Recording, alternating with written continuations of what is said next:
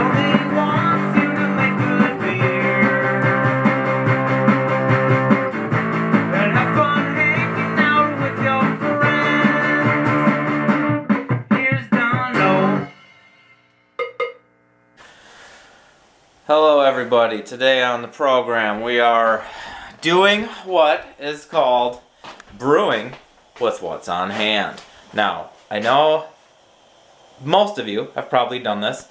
Some of you might still be preferring to follow a recipe, get the exact ingredients, blah blah blah.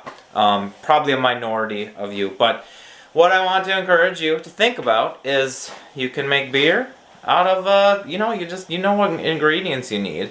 And once you have some experience, you realize you can put something together, get a beer out of it, and sometimes you have happy accidents and you discover something that you maybe would have never made that you like. But yeah, comment away. I'm sure everyone does this. Most of you do this. What I had on hand today was 10 pounds remaining of the North Star Pils. I also had in one other little bag 4 ounces of Crystal 60. So that's the grain bill. And I'm doing a step infusion math, and TBH, I had a little trouble today with hitting some of the temperatures. It was too hot. I had to put in ice. Then when I added back in the boiling water to raise the temperature to more of a normal mash temperature after doing the protein rest, it was too low. So then I pulled some out and did kind of like a mini little decoction and heated up some of that, added back in, finally got up to 150. That's where it sits right now. So as far as hops go, like I know some people have freezers and freezers of hops, Chip Walton, but I don't. However, I do have 1 remaining ounce of a South Africa hop. I used Southern Promise, Southern Dawn, Southern, I forget the other one, and that collab brew with the South African recipe. Forget what that one was. Passion? I don't remember. Anyway, I did not have any bittering hops, but Chip had all kinds of hops, so he gave me this Pato. Now this is a high alpha acid, 16%, so maybe I would use no more than half an ounce for bittering. The aroma hop is actually, it's called Southern Aroma, but it is said to be good for aroma. So that will be a hop stand. And then the other one, it's like I've got a few, couple yeasts on hand, but the one that will work for today is Imperial Cable Car, which I will double check, but I believe that is their San Francisco lager one, so can ferment warmer than normal lager temps, but still maybe a little bit cooler than most ales. So that's good for me. We are April 2nd or so today, so we're still cool, but we're not as cold. I might be able to ferment a beer at kind of upper end of lager temps, but I have this, and I'm going to make a starter and collect the wort. I'm going to boil it in the morning, but I'm collecting the wort today. That's it. We'll see how it goes.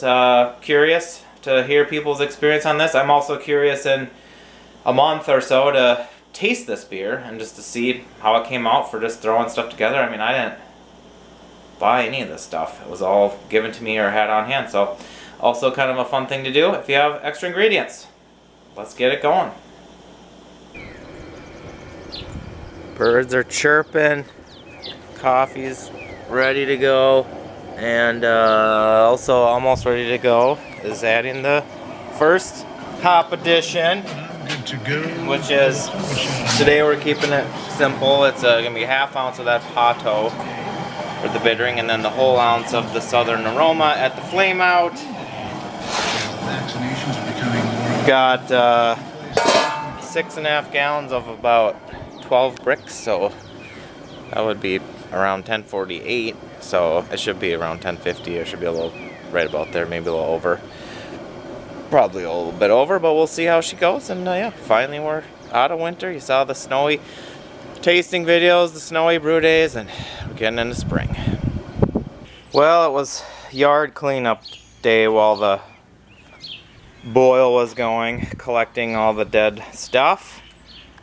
And but what will be new not dead is this new beer. So it's been an hour and I've got the Southern Aroma hops. So we're gonna do a hop stand, at least 15 minutes. And what I'll do is at some point I will look this up, and maybe in the tasting notes we'll discuss what they're supposed to impart and see if we get any of those notes. Alright, it looks like it's going to be about 1050. I'll get a exact reading. This yeast starter, the San Francisco lager strain called Cable Car from Imperial, has fermented out nicely, nice and had the krausen going, had the milky, you know, yeasty color. I got 5 gallons, so for 10 pounds, 10.25 pounds to get 5 gallons of 1050 that's a kind of about how I roll typically, depending on the base malt, so I'm totally satisfied with that. Got this yeast in there, which will bring it up to a little bit over 5 gallons. We'll get it aerated with some of this. And I will have this corner closet here, which currently is about 50. This strain is said to go from 55 to 65. So I'll put it in there initially. It'll cool it down. It's about 65 right now. It'll start fermenting, but then I also might just bring it out here, and this is warmer out here, and that's like a little spot where I like to set stuff to have it be a little bit warmer, but I'm sure I can maintain the fermentation one way or another within that range. And it'll be fun to see how this brew with what you have on hand beer comes out.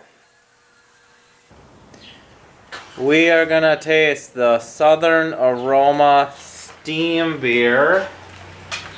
And we're not even going to stand 6 feet apart.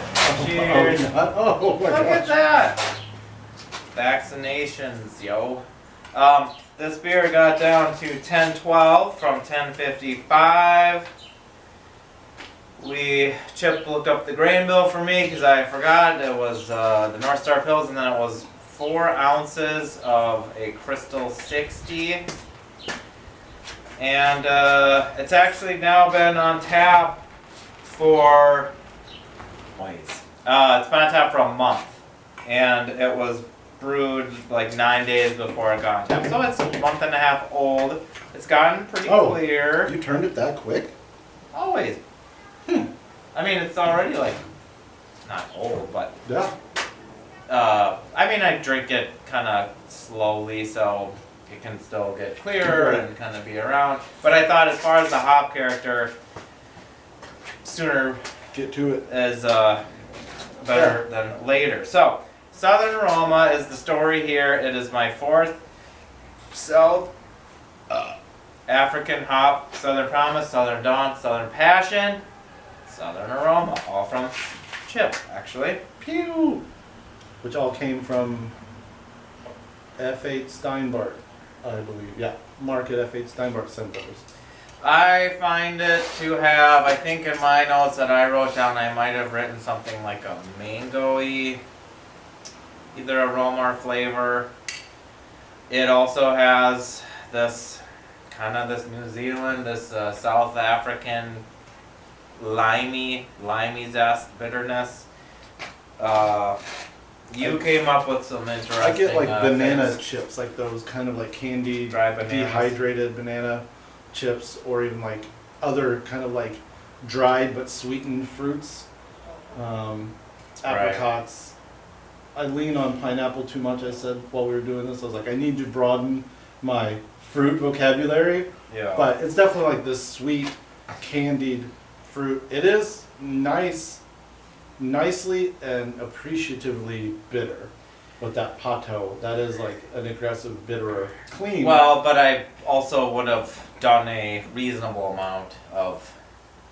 I wouldn't have put. Well, I did not put the whole ounce. No, like no. 16% Right. of acid. I mean, I can't remember. I think it was the half ounce, or I forget exactly. I mean, the other thing I noted is like we've been brewing with, we and other friends of ours have been brewing with the North Star Pils pretty much all winter, in the spring. So it's to the point now where there's not a lot of malt out there that I could like pinpoint or say like, I have a pretty good idea of what that's gonna do.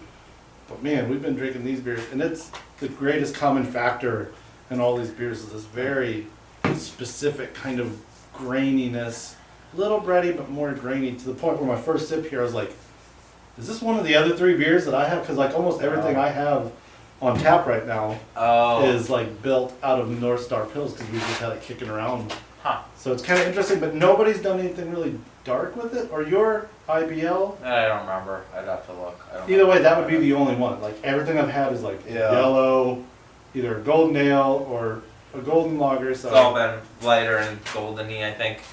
The thing that I like about this hop, it's a little different than a lot of the ones that are typically found in the US and Europe.